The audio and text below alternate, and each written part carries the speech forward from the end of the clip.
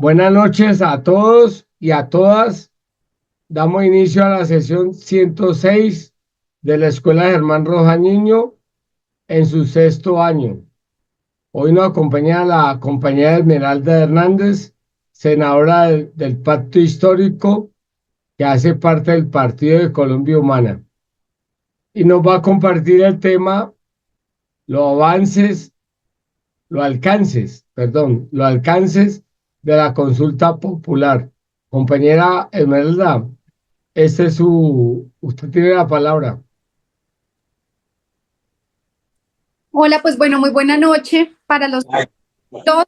Estamos conectadas en este espacio. Muchas gracias por la invitación a esta escuela. Hace rato pensando poder participar y poder acompañar este espacio de discusión. Entonces, pues bueno, muchas gracias por la invitación. Arranco yo contándoles un poco, digamos, la situación de la consulta. Creo que estamos en un momento en el que definitivamente es necesario activarnos, es necesario movilizarnos, organizarnos en los distintos escenarios, en los distintos municipios, a través de las coordinadoras que tenemos del pacto, a través de los distintos movimientos y organizaciones sociales que acompañan este gobierno progresista, porque ya hemos agotado todas las vías institucionales y hemos encontrado y hemos ratificado que efectivamente, como ya se ha venido diciendo y como se ha venido denunciando desde hace muchísimo tiempo, hay un bloqueo institucional para poder avanzar en las reformas del cambio y para poder avanzar en todas las apuestas y las propuestas que tenía planteadas este gobierno, pero que lamentablemente deben pasar y deben tramitarse en el Congreso de la República. Y no en vano se decía en el año 2022, yo no sé si ustedes recuerdan, el compañero Bolívar siempre decía que no era necesario o importante más bien solamente ganar la presidencia, que ese era un paso, por supuesto. Creo que tuvimos un logro histórico al tener la primera presidencia de izquierda alternativa de este país, pero que no era suficiente, que la voluntad del gobierno y la voluntad del presidente no era suficiente para lograr los cambios que se requieren. Y efectivamente hoy estamos corroborando que esa era una gran verdad, porque todo lo que hemos intentado hacer ha estado bloqueado por el Congreso de la República, porque aunque la bancada del Pacto Histórico es la bancada, si se quiere, más grande del Congreso, es decir, nosotros somos 21 senadores y 31 representantes a la Cámara, es decir, somos 50, todavía seguimos siendo minoría, porque los otros sectores políticos tradicionales, cuando hacen alianza, pues nos barren, digamos, en números y no tenemos la posibilidad de ganar con votación y de ganar en el escenario del Congreso esas discusiones y esos trámites, digamos, de esas reformas. ¿Qué pasó? Con la reforma de la salud, ustedes se dieron cuenta que en la Comisión Séptima del Senado, porque en la Cámara ha sido el debate complejo, pero por lo menos se ha asegurado las mayorías. Salió tanto la reforma a la salud como la reforma laboral de la Cámara, pero cuando llegan al Senado, a la Comisión Séptima, lo que sucedió con la reforma a la salud, yo no sé si ustedes lo recuerdan bien, ellos hundieron la reforma a la salud por primera vez el año pasado. Y cuando uno revisaba quiénes eran los que efectivamente estaban en contra de la modificación del sistema, uno entiende que definitivamente son curules que están financiadas por esas empresas, por las EPS, por los negociantes de la salud, y que por supuesto lo que hacen allí es votar para proteger el negocio, para proteger el bolsillo de quienes finalmente los financian y de quienes son sus aliados políticos, sus aliados económicos, porque ellos son los que ponen a esos congresistas en esos escenarios justamente para cuidar ese sistema político dañado y corrupto que tenemos. ¿Qué pasó con la reforma laboral? Yo creo que la reforma laboral fue todavía más crítica porque ni siquiera hubo un debate alrededor de la reforma a la salud, por lo menos se presentó algún tipo de discusión. En la reforma laboral no, lo que hicieron en la reforma laboral, amigos y amigas, fue archivarla sin ningún tipo de explicación, sin ningún tipo de argumento, es decir, no hubo una discusión amplia, no se permitió que se diera el debate.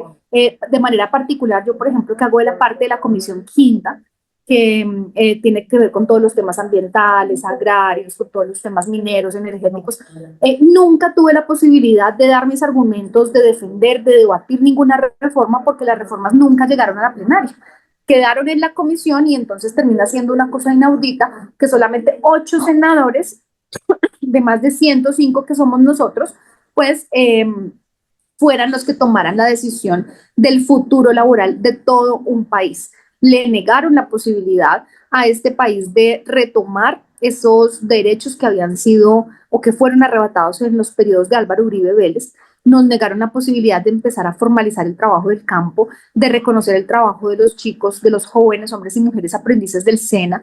Nos negaron la posibilidad de reconocer el trabajo del cuidado que mayoritariamente lo ejercen las mujeres en casa y que es un trabajo muy duro, si se quiere el más duro, pero que es completamente invisible en la economía y que no es reconocido ni valorado. Nos negaron la posibilidad de reconocer el trabajo de las madres comunitarias y todo eso porque estaban cuidando el bolsillo de los empresarios que son los que los respaldan y los que los financian. No tuvieron argumentos, no fueron capaces de dar el debate, simplemente radicaron una ponencia de archivo y tomaron la decisión en contra de millones de trabajadores y trabajadoras del país. Como ya hemos agotado toda esa vía y toda esa ruta, el presidente Gustavo Petro nos ha propuesto otra. Aquí hay algunos que han querido decir que es un señor autoritario, que íbamos a llegar aquí, mejor dicho, a una cosa en la que que el presidente iba a ser un autoritario y ya nos hemos dado cuenta que eso no es cierto, que eso no pasó. El presidente ha dialogado y ha abierto las puertas del diálogo a todas las fuerzas políticas y ha permitido que todos estos debates se den en el Congreso de la República, que por supuesto es el escenario natural. Pero cuando uno encuentra un bloqueo institucional, pues entonces no tiene otra alternativa que acudir a los mecanismos que están dados para garantizar la participación popular. Hay unos que dicen que completamente antidemocrática. Yo no encuentro cuál es ese argumento, es un argumento completamente carente, digamos, de cualquier solidez, porque la consulta popular es un mecanismo de participación ciudadana que está consagrado en la Constitución, que es legítimo, que es legal y que lo que hace es que cuando no se puede dar el trámite institucional normal, como en este caso que hay un bloqueo, pues darle la posibilidad a la gente, a la ciudadanía, de que tome la decisión como constituyente primario en temas o sobre temas que los afectan o que los benefician de manera directa. Entonces esto de antidemocrático no tiene absolutamente nada, al contrario, yo creo que no existe nada más democrático que acudir a la ciudadanía, que acudir al pueblo para preguntarle directamente sobre las riendas y sobre su futuro y el futuro de su familia, el futuro digamos, del desarrollo local, del desarrollo regional. ¿Qué estamos pensando ahorita? O cómo es el trámite, digamos, de la consulta, que ustedes lo deben conocer mucho mejor que nosotros. Hay una primera vía que está planteada para que sean los ministros, con la firma de todos los ministros, el presidente radique la consulta popular, que debe ser un paquete de preguntas que versen sobre uno o sobre distintos temas, a el Senado de la República, la plenaria del Senado, y debe ser el Senado el que determine si es conveniente o no. Yo creo que aquí, pues, el país va a tener la posibilidad de conocer quiénes están a favor de la ciudadanía, quiénes están a favor de estos cambios estructurales que proponemos en el sistema laboral y en el sistema de salud. Entonces allí podremos tener una mirada amplia de cuál es la postura de los sectores políticos en la plenaria del Senado. Una vez avalada por la plenaria del Senado, que no es una tarea sencilla, que no es una tarea fácil, pero pues que es la primera ruta y la más expedita que se contempla, pues la idea es que salgamos, ellos tienen 30 días y luego tenemos 3 meses para poder, digamos, montar todo el proceso de elección popular y nos toca ya, digamos, durante ese tiempo hacer un esfuerzo enorme, hacer una campaña enorme de pedagogía, de educar a la ciudadanía, de explicarle cuáles son los puntos de la consulta, de hacerle entender la importancia que tiene cada uno de estos temas en términos laborales, sobre todo.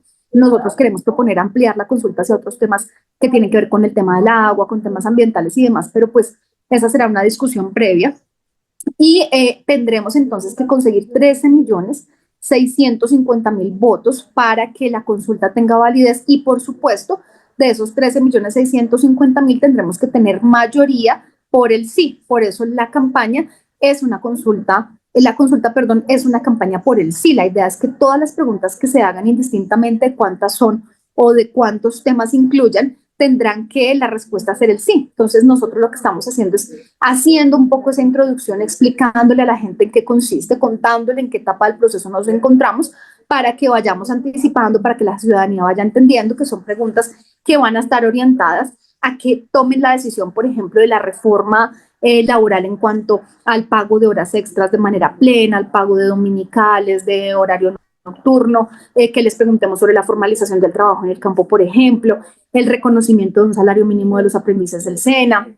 Yo creo que el paquete de preguntas de la reforma laboral tiene esa estructura y la idea pues es plantear preguntas adicionales. Ahí todavía el gobierno nacional no lo ha definido, pero por ejemplo yo creo que valdría la pena preguntar sobre algo que no ha podido definir el Congreso porque también están atravesados allí todos los intereses de las petroleras, de las mineras, de todas las grandes multinacionales que han sacado este territorio que tienen que ver con el tema fracking. Entonces es posible, o nosotros por lo menos se lo vamos a proponer, que ampliemos la discusión de esa consulta para que también sea el movimiento ambiental, el movimiento agrario, los que salgan a tomar una decisión en la consulta que luego tendrá que ser ratificada en el Congreso, pero ya es una decisión popular. Entonces, digamos que estamos en ese momento, estamos en ese escenario y creo que también estamos en un momento en el que este escenario tiene que aprovecharse con miras a lo que se viene en el año 2026, porque yo creo que nos ha quedado lo suficientemente claro que 4 años no son suficientes, no alcanzan para hacer las transformaciones de fondo que este país necesita después de 200 años de gobiernos tradicionales y que han saqueado este país y que han mal gobernado este país. Pero además que nos sirva también para reforzar la tarea que ver con reforzar la representación nuestra en el Congreso de la República, porque si no se hace así, pues vamos a seguir sufriendo exactamente el mismo bloqueo. Ellos tienen, digamos, han históricamente diseñado un sistema político en el que digamos, está diseñado para proteger sus intereses, para trabajar para la protección de esos intereses de esos sectores políticos y económicos de los que hacen parte, y no para legislar, no para, digamos, resolver los problemas y las necesidades sociales. Entonces, ese es un poco como el panorama en el que nos encontramos ahorita, esa es la tarea que estamos haciendo. Esta semana yo me he dedicado a hacer varios recorridos. Hemos estado en varios municipios de Cundinamarca, hemos estado acompañando la constitución de varios comités por el sí, en Bogotá, en Cundinamarca, tenemos una agenda interesante que se viene. Yo creo que nos toca salir a las calles, educar, hacer pedagogía, contarle a la gente para que la gente entienda por qué definitivamente el Congreso que tenemos, que es un Congreso corrupto, nos falló y que debemos y tenemos un momento y una oportunidad histórica para que sea la ciudadanía la que tome la decisión por encima de esos intereses politiqueros del Congreso.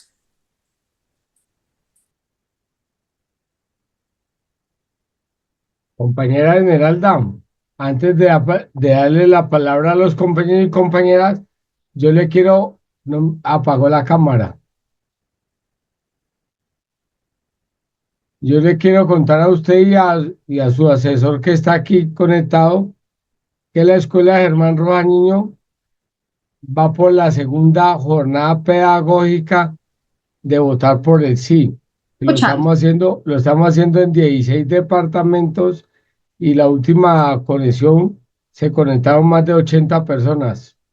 Y compañera Esmeralda, hicimos una encuesta loca sobre la consulta popular, compañera, y pensaba yo que iban a votar máximo 200 personas en Colombia. ¿Sabe cuántas votaron? Van hasta hoy 41.000 personas. ¿Y sabe qué porcentaje dice sí a la consulta popular? El 98%. ¿Dónde hiciste la encuesta? Por Google. Ok, En el país completamente, compañera, 268 municipios de Colombia qué y, maravilla.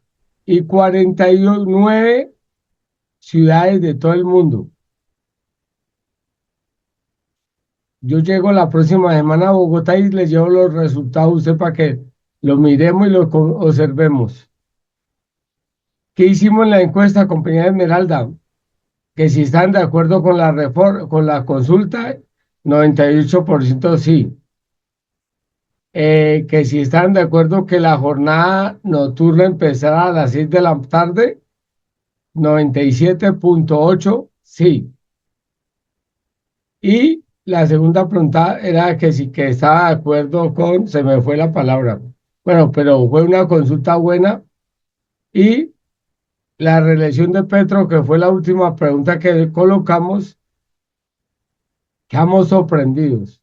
¿Sabe cuánta gente quiere que Gustavo Petro continúe con el gobierno del cambio? El 97%. No sé qué vamos a tener que hacer, pero algo tenemos que hacer. Para darle Pero eso es gusto, anticonstitucional. para darle gusto a los colombianos y colombianas. Ahora sí, compañeros, ya dejo de hablar yo. ¿Quién le quiere hacer alguna pregunta a la compañera Esmeralda sobre la consulta popular, por favor? ¿Quién?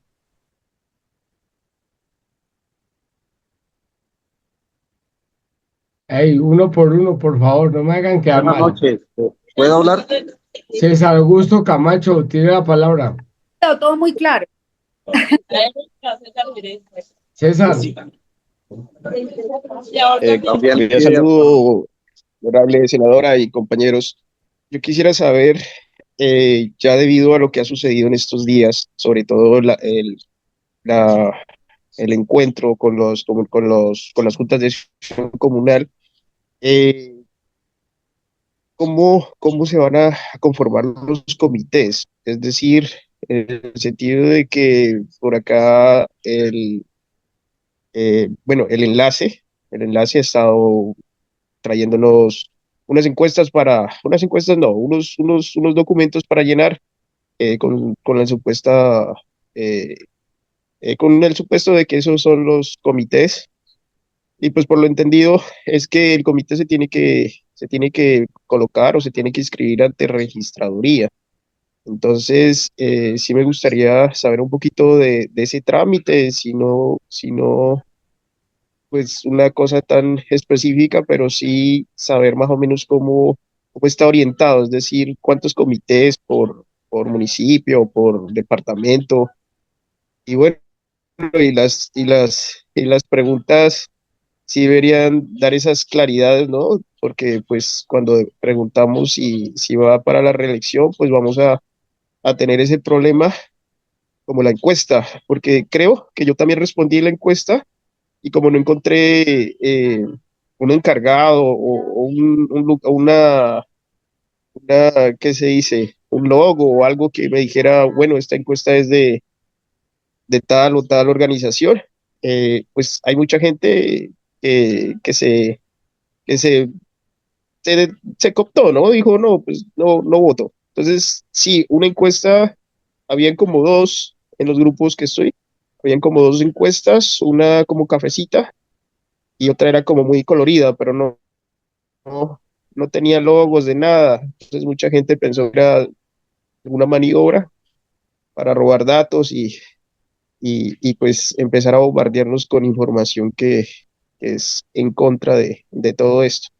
Entonces sí, eso como todo lo que quiero hablar. gracias, compañero César. Escuchamos a Milen y a Caterina Mejía y la compañera Esmeralda les contesta a los tres. Ok. Buenas noches, senadora. Mi nombre es Milena. Yo quisiera saber cómo se están pensando el trabajo en los territorios que están alejados de las urbes. Gracias, Milena. Sigue Caterine. Caterine. Sigue Buenas Moisés. noches, Sí, siga, Caterine. buenas noches, senadora, buenas noches para todos. Mi pregunta es si en la reforma sí va a ir la propuesta de bajarle el salario a los congresistas. Listo, gracias, Gracias. Caterine. Le respondemos, compañera, a ellos tres y siguen otros dos compañeros. Muy bien, bueno, frente a la primera pregunta, nosotros qué hemos estado haciendo. Lo que pasa es que hay que distinguir las etapas, César. En este momento estamos en una etapa, digamos, de calentar motores, en una etapa muy inicial, es decir, está la propuesta, pero todavía como no tenemos el borrador de la consulta popular, pues no se pueden constituir los comités que tienen que ver con el tema legal, es decir, con la formalidad. ¿Qué estamos haciendo ahorita? Estamos conformando unos comités, pero son comités organizativos para que nos permita o para que eso nos dé forma a la campaña. Te doy un ejemplo. Ayer estuve en el municipio de Fusagasugá. ¿qué fue lo que hicimos? De toda la gente que y quiere hacer parte del comité por el sí, la dividimos en 3 grupos. Un grupo organizativo que tiene que ver con todo el tema logístico, con todo el tema de cómo se va a salir, de convocar los eventos, las caminatas, la entrega de volantes, lo que sea, digamos, en la campaña. Un grupo de comunicaciones que tiene que pensarse el tema, por ejemplo, radial de la región, que tiene que pensarse en quién va a diseñar el volante o cómo se va a salir en Facebook o la piecita o qué se va a comunicar, los tiempos, el cronograma y demás. Y un grupo de gestión de recursos que tendrá que entonces ver cómo se articula con los concejales, con los diputados, con los congresistas, si toca hacer algún evento para recaudar fondos, es decir, un grupo que ayude a gestionar. Esos son los 3 como subcomités, por decirlo de alguna manera, del comité por el sí que se constituyó en Fusagasugá. Distinto a lo que tú estás preguntando. Cuando se apruebe, a ver, se elaboran las preguntas, hay un borrador de consulta popular que va al Senado y el Senado tiene 30 días para deliberar y tomar la decisión sobre la conveniencia o no de la consulta popular. De ser aprobada por el Senado de la República, ya tiene que hacer todo el trámite legal y lo que establece la Constitución y la ley es que debe conformarse un comité promotor de la consulta popular, que es un comité nacional, pero en las regiones también se podrán constituir comités. Eso no tiene, digamos, un límite, pero no es el momento para pensar en eso. Es decir, todavía no, porque estamos en una etapa muy inicial. Entonces, lo que no quisiéramos es confundir a la gente. Una vez se apruebe la consulta en el Senado, empezaremos ya con toda la etapa legal y la inscripción de comités. En este momento lo que estamos haciendo es organizar comités ciudadanos de iniciativa ciudadana para arrancar de una vez con el tema pedagógico y con el tema de consulta, de campaña. Frente a la pregunta de cómo nos estamos organizando en regiones, pues yo creo que, o por lo menos la tarea que hemos venido haciendo desde la bancada de Congreso, Cámara y Senado, es articulando con los representantes de las regiones para movilizar y para dinamizar en los municipios la conformación de los comités. Y lo que hemos visto es que también, digamos, hay una autogestión por parte de las comunidades. Yo he visto, por ejemplo, que hay unos que se llaman directorios del pacto histórico, otros que han organizado unos comités, digamos, ya más organizativos que de algunos partidos del pacto, pero también de otros partidos. Incluso hemos visto algunas cosas, por ejemplo, hay un senador del partido de la U que también está haciendo la tarea en regiones, hay una gente del Partido Liberal que también lo está haciendo. Entonces, digamos que cada región va teniendo su dinámica, pero lo que nosotros estamos haciendo es articular con las distintas instancias. O sea, nosotros articulamos con representantes, los representantes articulan con los diputados, con los concejales y, por supuesto, con la militancia que tenemos en las regiones. Y frente a la pregunta del salario de los congresistas, es una propuesta que nosotros hemos hecho. De hecho, nosotros queremos liderar ese tema, pero depende de lo que se defina en el Consejo de Ministros, porque aquí tiene que ser una consulta popular firmada y solicitada por el Pleno del Gabinete, es decir, por la totalidad de los ministros y solicitada por el presidente. Le haremos la propuesta, nosotros tenemos planeado hacer 3 propuestas de preguntas que tienen que ver con los temas ambientales, con el tema de lucha antidrogas y con el tema del Congreso, que es lo que su merced ha planteado, pero esa ya es una decisión que tiene que tomar el gabinete cuando esté elaborando el documento de las preguntas. Entonces, en este momento todavía no lo tenemos, todavía ellos están trabajando en ese borrador. Yo no podría, digamos, darte a ciencia cierta la certeza, digamos, de que va a estar, pero me parece que puede ser una pregunta que motive a la ciudadanía a partir, digamos, de la indignación que genera lo que sucede en el Congreso de la República y que sería muy interesante que haga parte de la consulta. Tiene la palabra Moisés, Andy y segundo Norberto. Se presentan y hacen la pregunta, por favor. Muy buenas noches, senadora y compañeros. Con todo respeto, pues, o sea, he venido a analizar. Primero, quisiera saber qué cantidad de preguntas pueden caber en la consulta y si dentro de esas mismas preguntas podrían existir por los dos, o sea, fuera de la rebaja, decir que si el Senado no tenga la potestad o los congresistas no tengan la potestad de ausentarse para no debatir, que tienen que votar sí o sí. Segundo, si en la misma consulta también se podría tomar la pregunta de la reelección de nuestro presidente actual. Gracias, Moisés. Sigue Andy Álvarez en la costa atlántica. Muy buenas noches, compañeros y compañeras, estimada senadora Esmeralda, de Lorica, Córdoba, Andy Álvarez. Mi pregunta va direccionada en el tema pedagógico, cómo se está organizando el cronograma desde el marco político, aprovechando estos espacios para fortalecer los liderazgos en los territorios. Se congeló el compañero. En la Colombia abandonaron un territorio, entonces, ¿cómo está ese tema pedagógico y organizativo desde el legislativo hacia el territorio y más sobre todo en los territorios marginales del país? Gracias, Andy. Sigue el segundo, Norberto. Hola, buenas noches. Muchas gracias por haber impulsado este espacio. A la senadora Esmeralda, bueno, y al moderador. Sí, segundo Norberto Díaz, desde Orito, Putumayo. Pues alrededor de este tema de la consulta popular ha habido mucha inquietud, ¿verdad? Porque no ha habido información precisa. Y por eso las preguntas que se han hecho aquí y en otros escenarios, las inquietudes de cómo nos conformamos en comité, será necesario inscribirnos en la registraduría o dónde. Bueno, han sido muchas las preguntas que creo que a través de estos ejercicios se van despejando.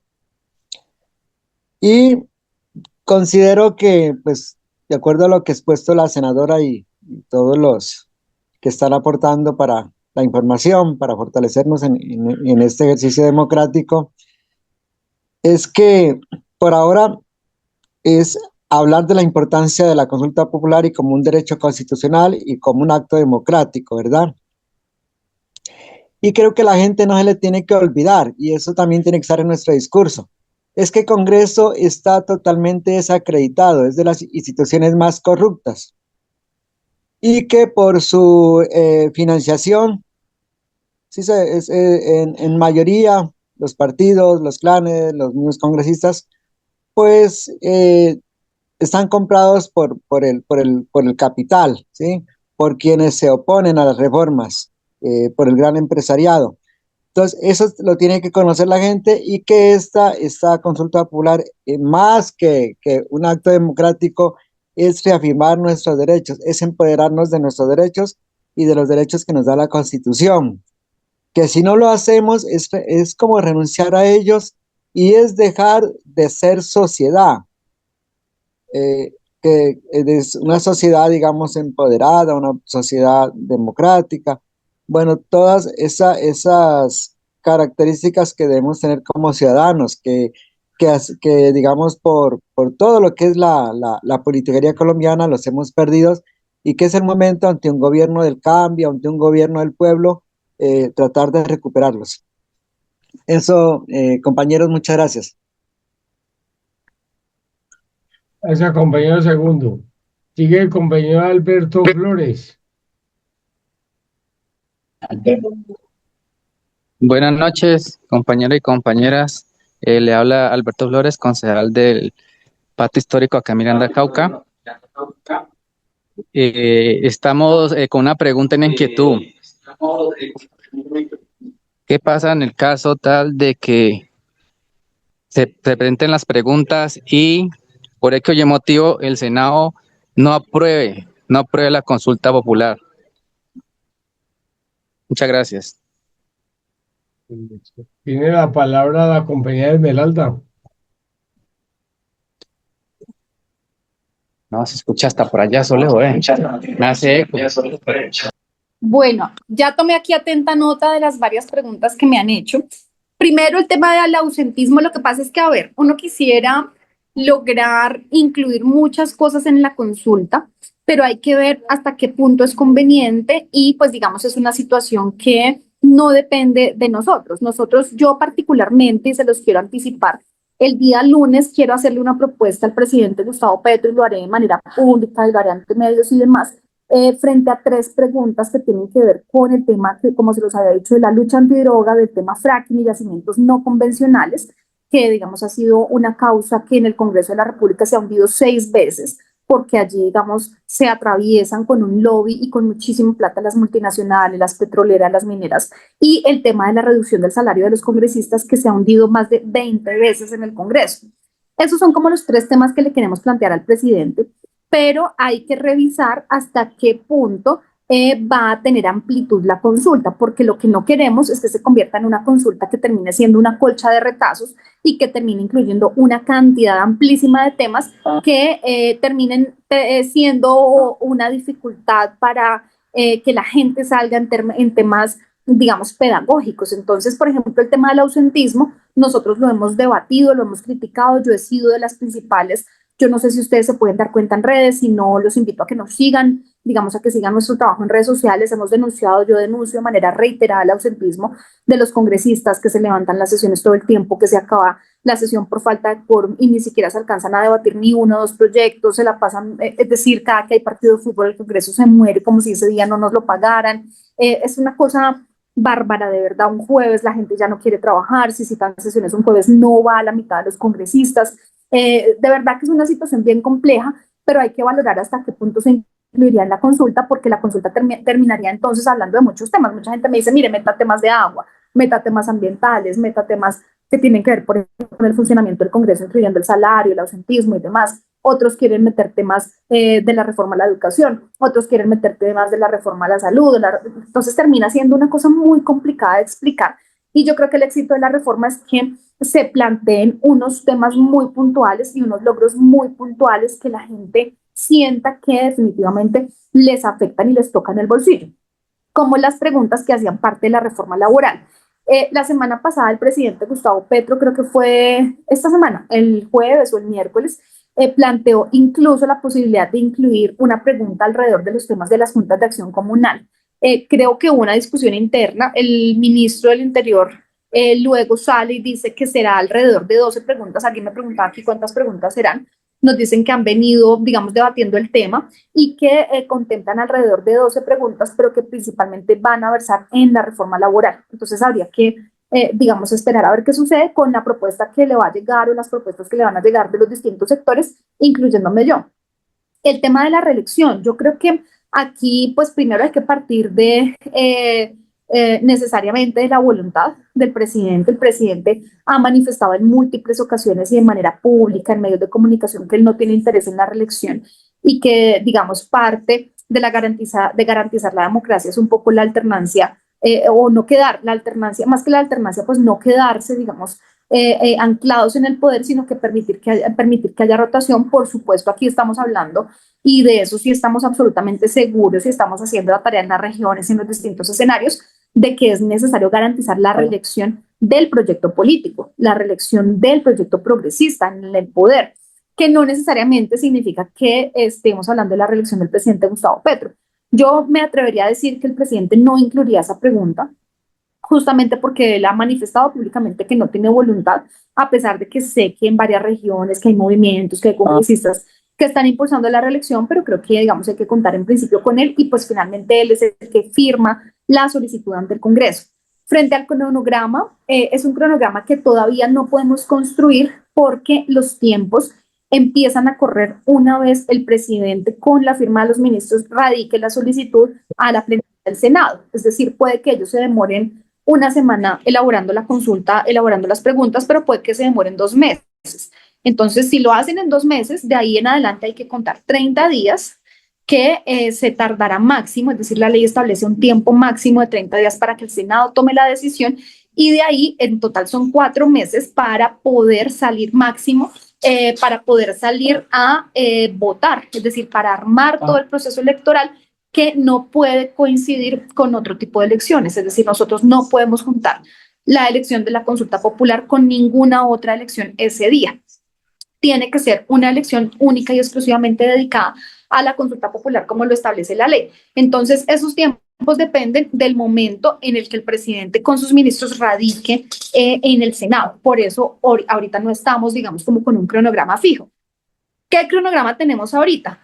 Dinamizar, activar, hacer lo que estamos haciendo en esta reunión, entender un poco el alcance, conversar, echar ideas, plantearle ideas al presidente, que se sienta que hay una dinámica interesante en las regiones, que la gente vaya entendiendo qué fue lo que pasó, que podamos contar, perdón, que podamos contar qué fue lo que sucedió en el Congreso y qué es lo que está motivando definitivamente esta convocatoria, una consulta popular, que vayamos ambientando el tema con la gente para que en el momento en el que llegue, pues ya tengamos un camino ganado y avanzado. Y la conformación de esos comités lo que hacen es facilitar y dinamizar el tema para que ya exista un ambiente de consulta popular en las regiones. Esa es como la situación. La última pregunta, ¿qué pasa si en el Senado de la República no lo aprueban? Hay dos mecanismos que permiten la convocatoria de una consulta popular. Lamentablemente los dos pasan por el Senado, pero son radicalmente distintos. El primero, que es el más rápido y el más expedito, que es el que radica el presidente, es decir, es una cosa rápida, y lo define el Senado. Pero hay un segundo, que es una consulta popular de iniciativa ciudadana, que lo que significa es que uno tiene que salir a recoger firmas. Digamos, esa tarea todavía no empezaría porque pues tendríamos que descartar la posibilidad que el Senado nos lo apruebe, el de la iniciativa gubernamental. Sale uno a recoger firmas y ya con millones de firmas se hace la solicitud. Esa ya sería, digamos, improbable, muy improbable, que habiendo superado el trámite de la recolección de firmas válidas para una consulta popular, el Senado pues se tendría que ver obligado a darle viabilidad y a darle trámite, pues porque ya es un tema que lo está solicitando directamente la gente, no es un tema político ni es el tema del interés de un gobierno, que eso podría relegar acá, sino que es un tema directamente de la gente. Y allí ya otra vez vuelven los tiempos que les mencioné. Entonces nos toca prepararnos para el plan A o para el plan B. Si en el plan A el Senado toma la decisión de avalar la consulta, pues ya tendremos que prepararnos para conseguir los votos. Si no lo avala, tendremos que prepararnos para salir a recoger las firmas. En uno o en otro caso, tendremos que arrancar la campaña y tendremos que salir a las calles y tendremos que hacer pedagogía, tendremos que contarle a la gente. Ahora, hoy hay dos escenarios que los estamos contemplando también, que lo que ellos quieren hacer es buscar debilitar la consulta. Existe, digamos, un mecanismo de apelación que lo presentó un senador del Partido Verde para apelar el hundimiento de la reforma laboral. Es posible que el Senado, viendo el error garrafal que cometió, porque ustedes saben que todo esto se originó por el hundimiento de la reforma laboral, ellos cometieron un error garrafal que lo que hizo fue llenar a la gente de indignación, que lo que hizo fue impulsar y motivar la conformación de los comités y todo esto para la consulta popular. Están viendo cómo desinflarla y cómo ir en contra de la consulta, y entonces han visto dos mecanismos. Es posible que incluso quisieran revocar el hundimiento y volver a cuarto debate asignándolo a otra comisión. Esa reforma la debatió la comisión séptima. Es posible que digan, no, vamos a mandarla a la comisión primera y que vuelvan a dar el debate sobre la reforma laboral, y ahí se reviviría la reforma. Y pues digamos ahí entonces habría que replantearse si se mantiene la consulta popular, que verse sobre temas distintos a los que ya hemos planteado acá.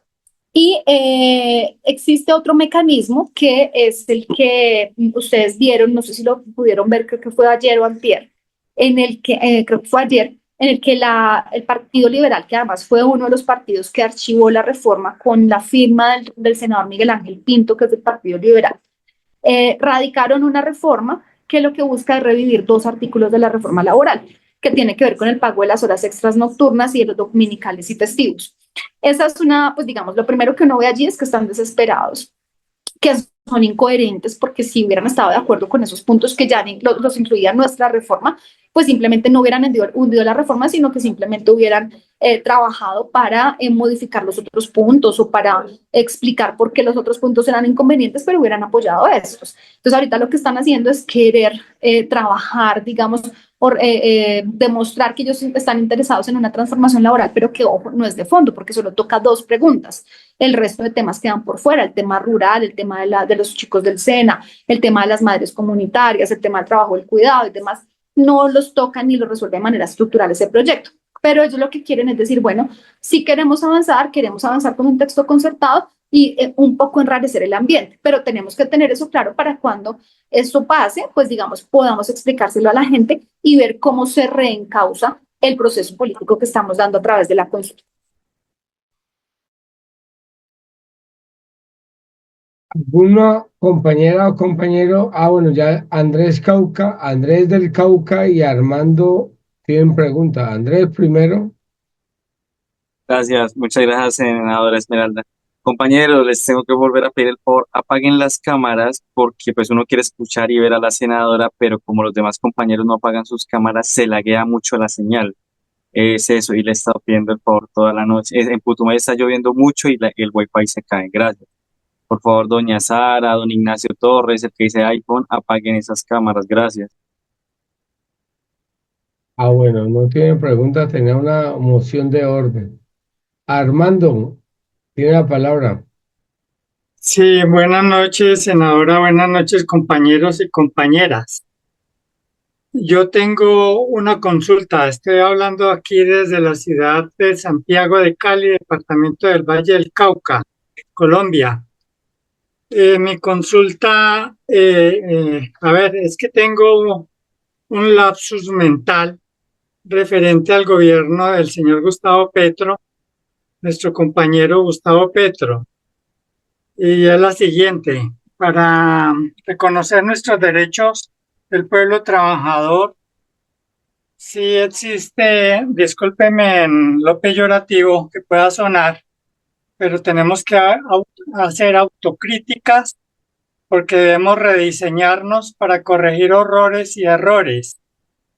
Esto va encaminado, mi cuestionamiento, acierto, es referente a eso. Todo el show que se hace para reconocer unos derechos, tanto movimiento, consulta popular, un pueblo que ha pasado hambre, que está pasando hambre, sed y falta de oportunidades y de hogar. Y por otro lado, se gastan 120 millones de dólares en la compra de unos aviones para la guerra. Esa plata que se está gastando en estos aviones de guerra, ¿con qué nos vamos a pelear? Y esto no va a afectar también nuestros bolsillos, y esto no nos va a tocar que pagarlo a nosotros los colombianos, el pueblo trabajador. Esa es mi consulta. Que por un lado nos muestran una cara que trabajan por nuestro bien, y por el otro lado pues nos están afectando el bolsillo. Muchas gracias.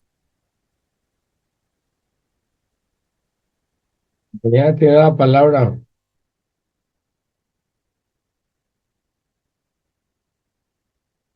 Compañera Esmeralda.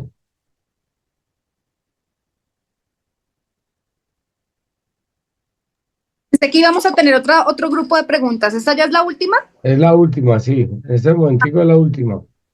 Bueno, no, pues yo creo que, yo no soy experta en el sector defensa. Los temas que yo trabajo pues son los temas ambientales, animales, los temas anticorrupción y demás. Pero lo que he entendido, digamos, en este caso es que no puede uno hacer un análisis separado un poco de un análisis integral de lo que ha venido sucediendo en este gobierno y con el presidente Gustavo Petro. Si ustedes se dan cuenta, ha habido una reorientación de la política de Estado, sobre todo en términos de inversión y en términos de priorización. Se ha desincentivado de manera enorme los recursos para la guerra, y los recursos que se han invertido en el sector defensa han estado destinados principalmente a mejorar las condiciones, perdón, perdón, es que llevo 3 días hablando en público y ya estoy sin voz. Por ejemplo, de los soldados profesionales y de los que están, digamos, en la primera línea de las fuerzas militares, que toda la vida han estado desprovistos de buenas condiciones. Entonces se ha mejorado la mesada 14, se han mejorado las condiciones laborales y se ha incrementado el salario de los soldados profesionales, y bueno, que han habido aquí varias mejorías. Y el resto de recursos, o más bien la reorientación, digamos, de la política pública de este gobierno, se ha orientado, por ejemplo, a la incautación de droga, por ejemplo, a la titulación de tierras, por ejemplo, a la reducción de la pobreza y la desigualdad. Hemos reducido 2 millones, o hemos sacado más bien a 2 millones de personas de la pobreza en todo el territorio nacional, un logro histórico que ningún otro gobierno atrás se había dado. Hemos mejorado las condiciones de la educación, gratuidad en la educación superior, matrícula cero en temas de educación pública de manera generalizada y al 100%. Es decir, yo me puedo quedar aquí haciendo un histórico de logros enormes que hemos tenido: la prohibición de las corridas de toros, la aprobación del acuerdo de Escazú, jurisdicción agraria. Es decir, esto ha sido todo un enfoque social que no ha sido armamentístico, que era lo que históricamente, o por lo menos en las últimas décadas, habíamos visto. Eso no significa que esos sectores no requieran un cierto tipo de inversión. Es decir, si se toma la decisión de hacer esa inversión para esos aviones, yo, como se los digo, no soy experta en el tema, pero entiendo que de todas maneras hay que hacer renovación de flota, entiendo que de todas maneras ese sector requiere una inversión para mantenerse activa, para mantenerse eficiente y para mantenerse vigente.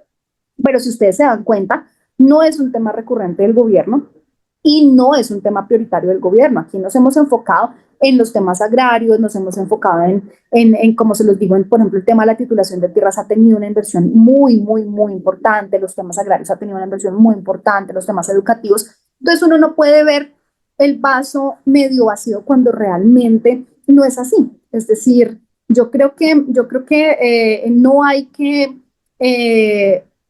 yo creo que aquí el papel de los medios de comunicación ha sido muy determinante y lo que ellos muestran justo es eso, es decir, una compra de unos aviones lo convierten en una noticia nacional que dura varios días en el radar de los medios de comunicación y eso es lo que le quedan los medios a la gente en la cabeza. Pero cuando se logran cifras, por ejemplo, que llegamos en febrero a un dígito en el nivel de desempleo, eso sí no es noticia. O cuando sacamos a 2 millones de la pobreza de personas y de esas 2.800.000 la sacamos de la miseria y de la indigencia, gente que no tenía sino para comer una vez al día. Eso no es noticia y no se sabe.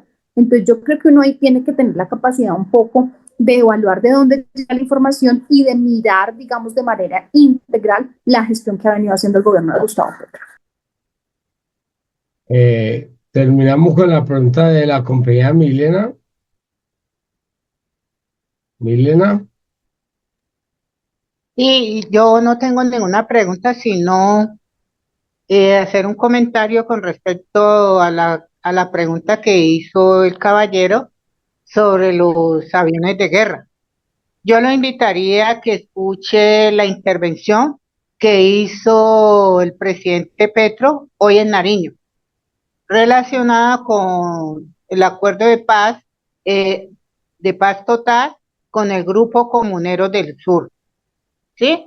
Entonces, él ahí hace un planteamiento, el por qué lo de los aviones, ¿sí?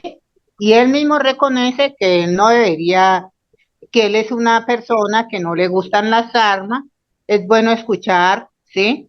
Porque a veces, tal como lo explica la senadora, los medios de comunicación se encargan de desinformar a algunos medios, por eso hay que acudir a los medios alternativos para poder tener una idea más clara, ¿sí? De lo que está pasando.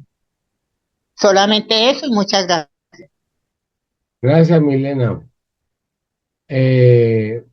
Compañera Esmeralda, a mí me gustaría que nos hablara algo de la praxis. ¿Qué podemos hacer nosotros, los hombres, mujeres y amigos del M19, para ayudarle al gobierno del cambio a que sea un rotundo triunfo la consulta? Pues bueno, yo creo que ustedes han hecho ya mucho históricamente.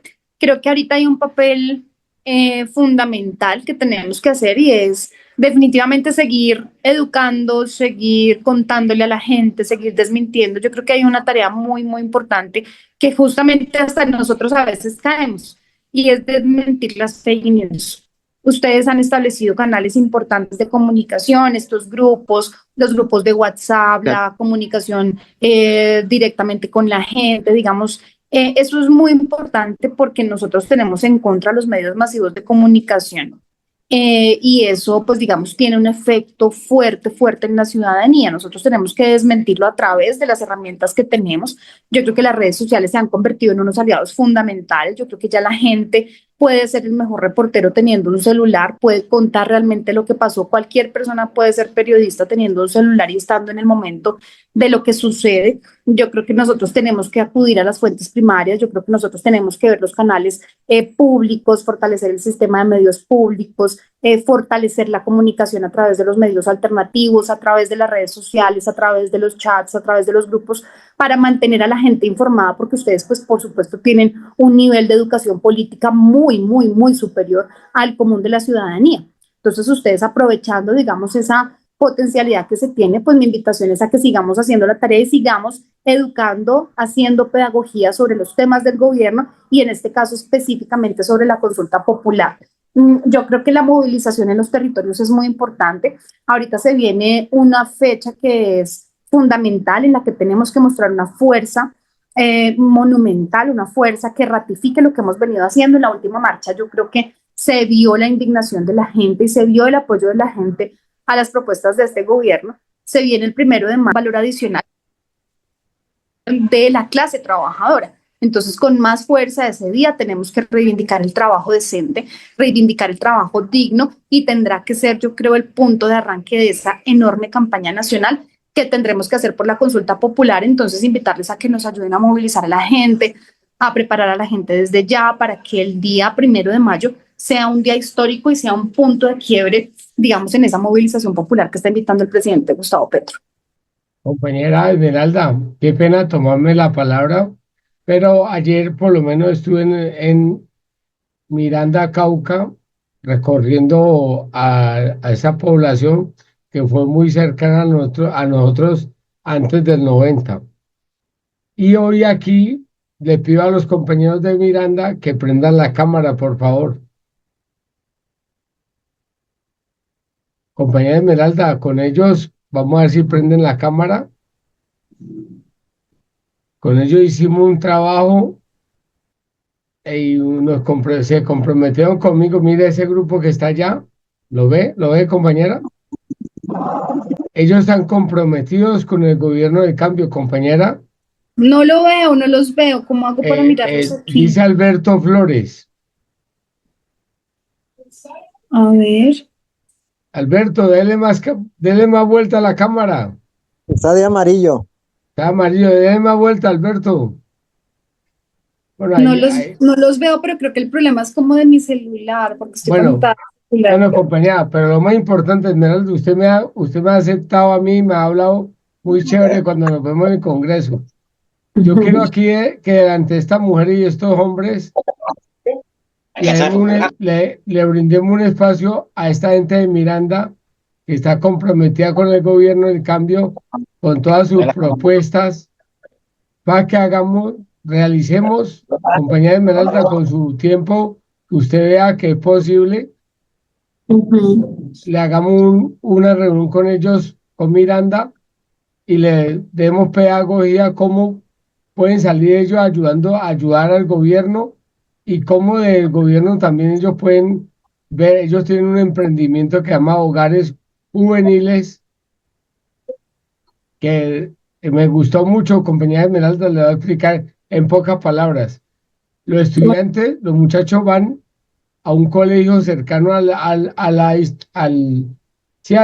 espacio de ellos, estudian normalmente en un colegio, pero en la hora de la tarde ellos le ayudan a no olvidar sus raíces, que son campesinos, que la tierra es para cultivar el alimento para los colombianos, no el monocultivo, sino producir alimento para los colombianos.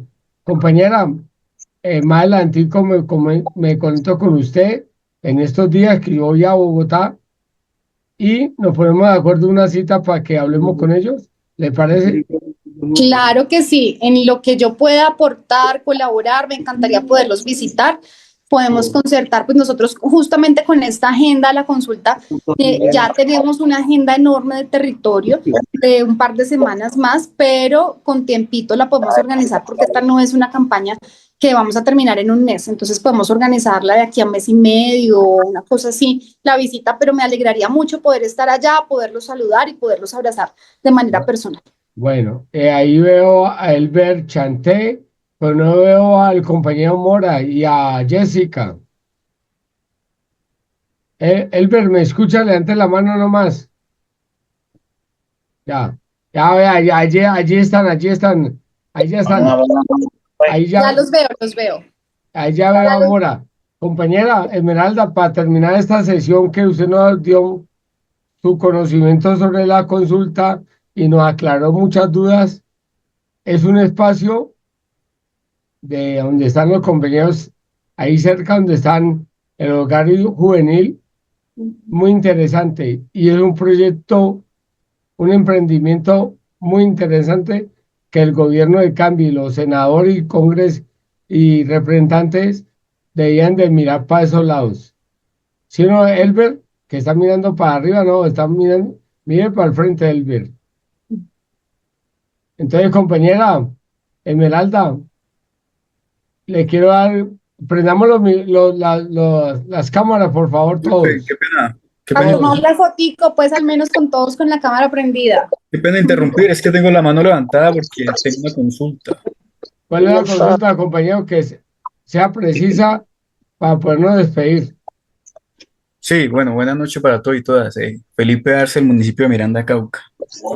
Como lo mencionó inicialmente la senadora, estamos en una etapa organizacional, ¿cierto? Pero pues no se debe como reducir solamente a temas logísticos como tal. Me parece que esa organización debe comprender, pues para mí, dos puntos esenciales, tomando como experiencia las elecciones anteriores, las territoriales y las parlamentarias en sí. Uno, considero yo que es fundamental porque entendiendo la dinámica de los territorios, por más pedagogía que uno salga a hacer, de pronto hay gente que no confía completamente en la palabra de un ciudadano igual que ellos.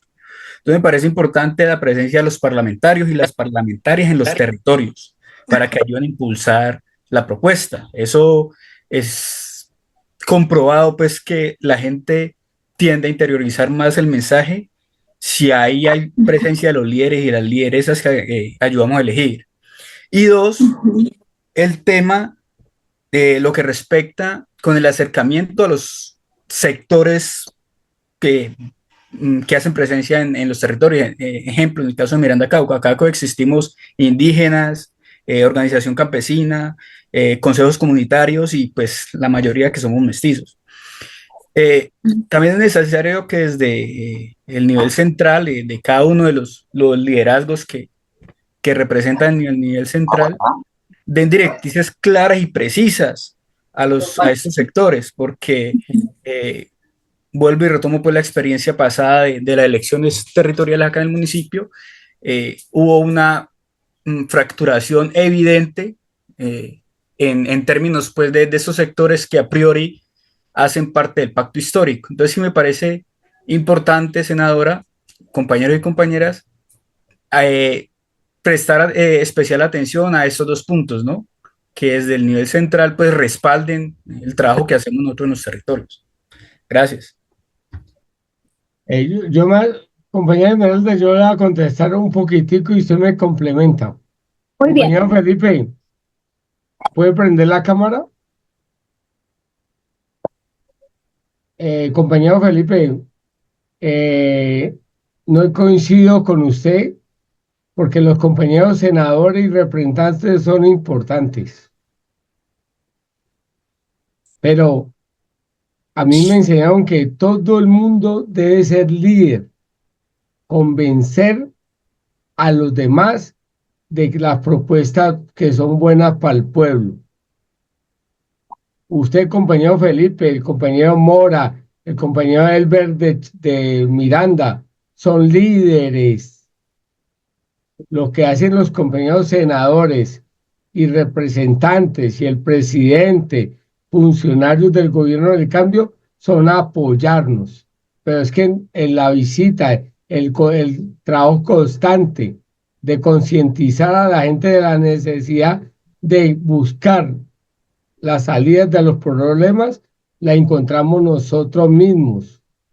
Y los compañeros senadores, vuelvo y repito y me vuelvo cansón, ellos son un apoyo, pero en el territorio lo hacemos nosotros, los líderes. Por ello, a mí me enseñó, no puedo decir los nombres, pero la gente del M me enseñó a ser líder, ir visitar los territorios, escuchar las problemáticas y buscar en colectivo las soluciones.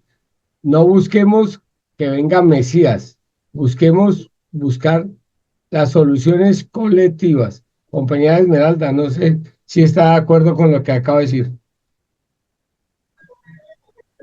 Perdón, compañero, hay un principio que dice en la empresa privada, aquí no me traiga problemas, tráigame soluciones. Listo, gracias, Moisés.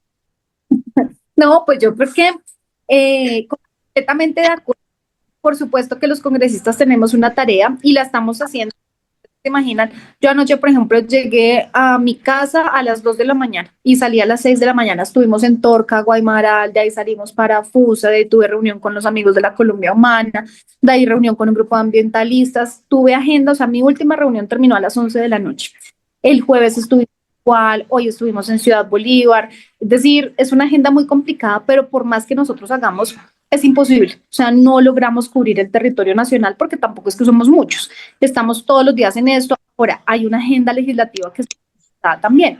Nosotros estamos obligados porque somos los que estamos criticando el ausentismo, somos los que estamos criticando un bajo rendimiento en el Congreso, entonces estamos obligados a estar martes, miércoles y jueves de lleno en el Congreso haciendo la tarea que tenemos que hacer y que es por lo que nos paga la gente, que es legislar y hacer debates de contenido político. Entonces, los otros días estamos dedicados de lleno. Miren, prueba de eso, pues es que estamos ahorita conversando conectados, estamos haciendo esta tarea con todos los colectivos y grupos que tenemos, pero ustedes son realmente la base, son ustedes los colectivos, las organizaciones, los movimientos, los que hacen la tarea en sus territorios, los que tienen contacto directo con la gente, con las familias, con la ciudadanía, y esa tarea tenemos que hacerla entre todos. Entonces nosotros no vamos a hacemos lo que podemos, pero yo creo que finalmente quienes garantizan el éxito o no de la consulta y de lo que se viene en el año 2026 son ustedes, es la gente, son las bases, es la gente que creyó en que creyó en este proyecto y que hace la tarea desde las regiones, porque si lo hacemos solitos nosotros nos queda imposible y no la logramos.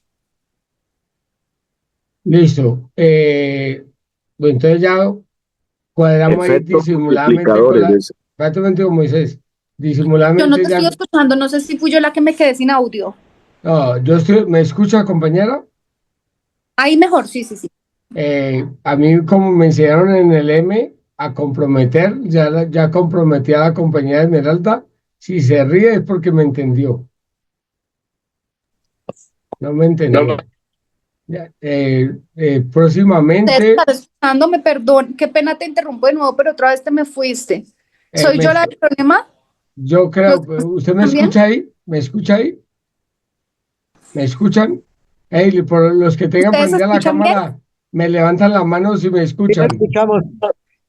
O tal parece que la compañera Esmeralda tiene problemas con la conexión, o se le escucha. Se oye bien, se oye bien. Ah, bueno, ¿Se oye pero bien? bueno, Entonces, Hay soy yo. varios micrófonos abiertos. apaguemos la cámara, por favor. Ahora la prendemos, ahora la prendemos para la foto. Apaguémosla para que no le dañe la comunicación a la compañera Esmeralda. Compañera Esmeralda, para cerrar esto, ¿Tienes Alba? Yo tengo el hey, micrófono abierto. cerremos los micrófonos, por favor. Se nos perdió la compañera Esmeralda. Se nos perdió la compañera. Falta una despedida entonces. Bueno, No, esperemos a ver si se conecta un minuto. Esperemos un momentico. Pero yo sí quiero dejar claro, aquí está Zuli, está Fernando, ¿qué otro compañero está? Nosotros sabemos hacer trabajo social y en los pueblos, en los territorios. Y quiero avisarle a los compañeros de Miranda que la compañera, no voy a faltar a la palabra, voy a decir lo que ya dijo, lo hacemos presencial o virtualmente. Compañero Mora, ¿dónde está que no lo veo? Prenda la cámara a eso. Mora, Mora, ¿escuchó lo que dijo la compañera?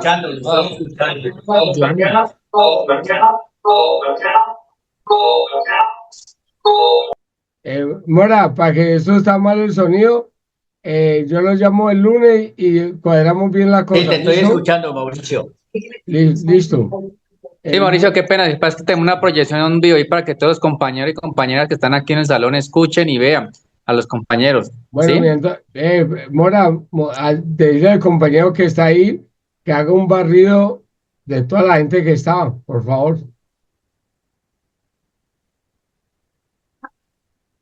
Y Ángela Imúez está ahí.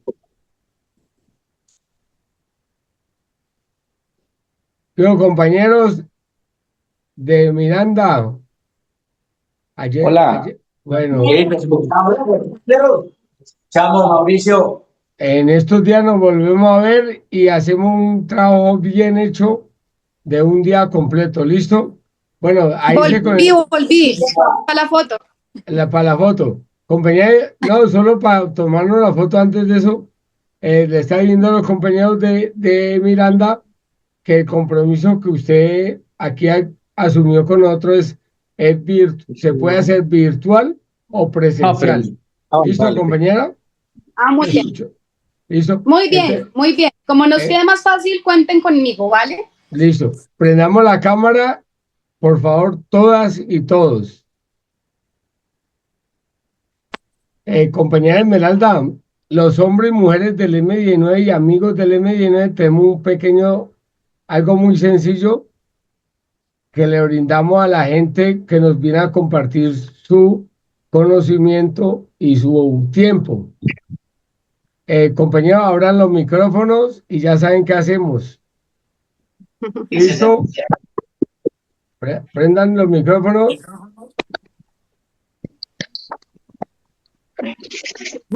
Listo. Muchas gracias. Gracias a ti. A usted también, muy amable, honorable senadora. Que siga luchando por los derechos nuestros. Lo que quiera,